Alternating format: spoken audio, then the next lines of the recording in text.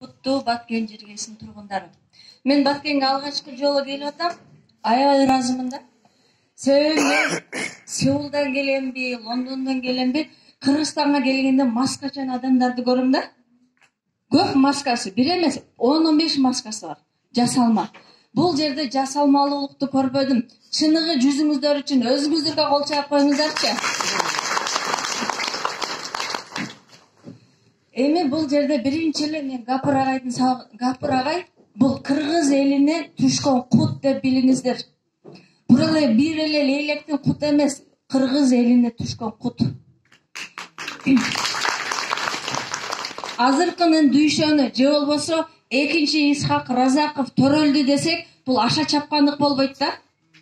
Bunday адамдар ааламда экөө болсо бирөө агай, бирөө болсо агай өзү жалгыз. Себеби бул глобалдык проблеманы чечип атат. Адамды адам кылыш, инсанды инсан кылып тарбиялаш, жан дүйнөнү тазартышты агай көтөрүп атат. Эми бул эне мектебин айтсак, энем Раматул көп айтат эле, бата бергенде эмне дейт эле? Алтын доордун жашашы насип кылсын, кылсын. Вот алтын доорду баштаган, алтын доорго угуту сепкен, ачыткыны койгон бул агай болуп атат, Гапыр агай. Эмне себептен алтын доор деп атам? Энеме суроо берем да, эне эмнеге мага алтын доорду жашаш насип кылсын? Алтын доордун жарчысы бол дейт эле. Атым Айбарчын, Барчын бул бүркүттүн баласы. Сен алтын доордун жарчысы болосуң, ааламга сүйүүнү тартуулайсың. Бул энемдин олуялыгы экен да. Эми азыр айтайын десем, алтын доор кандай болот дегенди айтканда, адам улутуна, жынысына, жашына карабай, жан дүйнөсү таптаза болот. Жан дүйнөсү оп-окшош болот. Бирөөгө жакшылык сүйүү тартуулайт, жамандык менен ичи тартып агай айткан бакылдык жок болгондо алтын доор болот. Алтын доордун куруучусу, жарчысы силер болосуңар деп бата берчү. Көрдүңүздөрбү? Бата менен эл көгөрөт, жамгыры менен жер көгөрөт. Муну мен эми түшүнүп атам да. Эми мен Сеулда башка жакта окуп жүрдүм. Оюма келбептир да, мен билим берип, мен сүйүү тартып атам. Жок. Эне бул не дейт? Эне тамыр, ата маңыз. Эне үйдүн куту, эне үйдүн өзөгү. Ошол өзөк күчтүү болсо, маңызы илимдүү, билимдүү, адамгерчиликтүү болсо, ошол үйдүн коломтосу кордуу болот. Балдары ыймандуу болот, кыздары уяттуу, намыстуу болот. А коломто курап калган болсо, өзөктө эчтеке жок болсо, анда эмне болот? Вот проблема. Кийимдин жыртылганы, бут кийимдин жыртыктыгы бул проблема эмес, жан дүйнөнүн жардылыгы бул проблема. Англичандардын эң жакшы көргөн мага жаккан макалы I am angry because I am hungry дейт. Я злой, потому что я голодный. I am angry because I am hungry. Я злой, потому что я голодный. Мен ачуулумун, себеби мен ачкамын дейт да. А биз тамакка тойбойбуз. Себеби жан дүйнөбүз жарды, жан дүйнөбүз ачка. Биз мээримге, сүйүүгө муктажбыз. Туура айтамбы?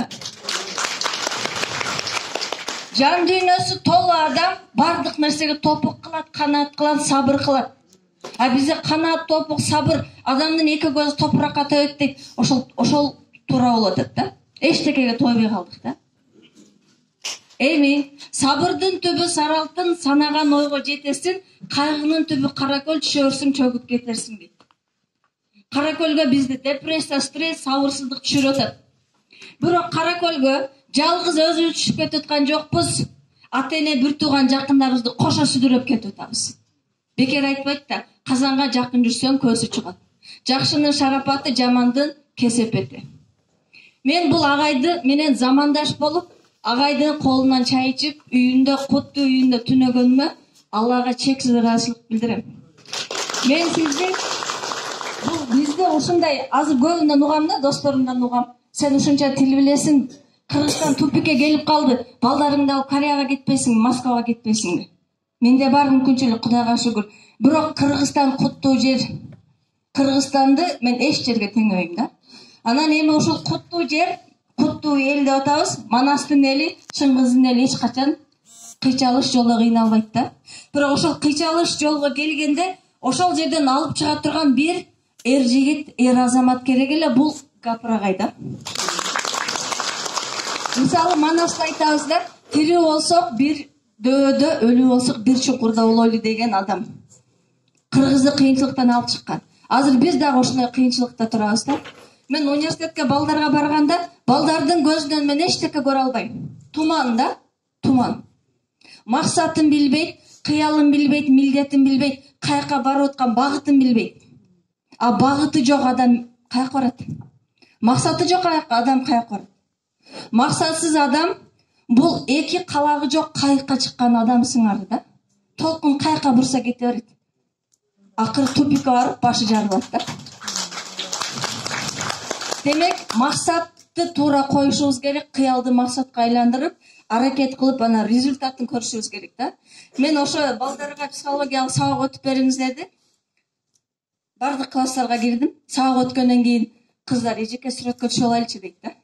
Бул мен үчүн эмне? Бир сыймык, бир жоопкерчилик да. Мен алар менен сүрөткө түшкүндө чоң бир гений эмесмин. Жөнөкөй эле адаммын, жөнөкөй карапайым адаммын. Болгону тил үйрөнүп койдум, 7 тилди. Болгону. Эми анан ошолордун көзүндөгү мындай жылуулукту, мээримди, адамгерчиликти көрдүм. Эжеке сизди кучактап алайынчы дейт. Неге десем, сизден оң энергия алгым келип атат. Көрдүңүздөрбү? Мен максат жазганда эмне деп жазат элем? Мен ресурсный человек болгум келет. Мен бирөөгө бир нерсе бере турган адам болгум келет. Бирөөгө ушак айтып, бирөөнүн кийимин жамандаган эмес, бирөөгө мээрим, оң энергия, касиет, жакшылык тартуулагым келет. Кичинемде менден сурайт экен. Кандай кесипти жакшы көрөсүң десе, ким болосуң десе, мен сүйүү тартуулагыч болом деген экенмин да. Азыр айтып күлүшөт. Демек, ааламга сүйүү тартууласак 10 эсе болуп кайра келет. А жамандык тартууласак, ал 1000 эсе болуп кайтат. Ошону билип коюңуздар да.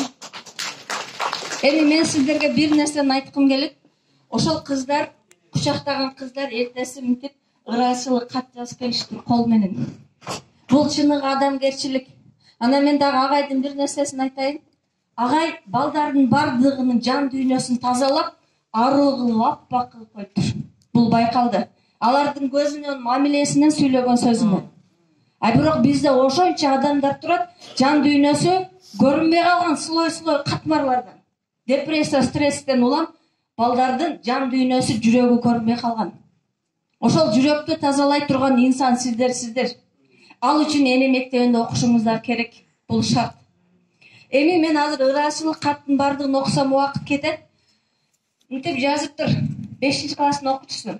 Сиздер сокурга көз, дүлөөгө кулак, караңгыга шам чырак, жан дүйнөгө азык берген улуу инсансыздар. 5-класс көрдүңүздөрбү? Сөз байлыкты караң, жан дүйнөсүн караң. Ошол баланы каухардай кылып жалтыраткан, таптаган мүнүшкөр бул агай да. Эми азыр дагы кыз айтат, мен өзү аябай жашоону сүйчү элем. Бирок жашоону андан 5 бетер сүйүп калдым дейт. А жашоону сүйүш үчүн мен адамды сүйүшүм керек турбайбы? А мен сабак өттүм да, жаман адам жок. Бардык адам жакшы.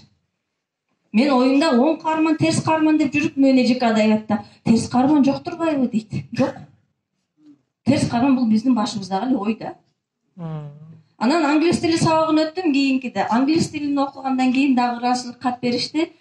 Сиз англис тилин оңой эле үйрөтүп койдуңуз го, бизге кыйын туюлду эле дейт. Оңой эле тил үйрөнүш. Себеби биз бир койду бүкүлү жей албайбыз, туугандар, туурабы? Эгерде бөлүп жилик кылып, кашка жилик, жото жилик кылып койсун, 6 адам бир койду жейт. Демек, англис тилин жиликтеп үйрөтсө оңой болот. Анан акырында силер жада турмакчы 4 сабак айткым келет да.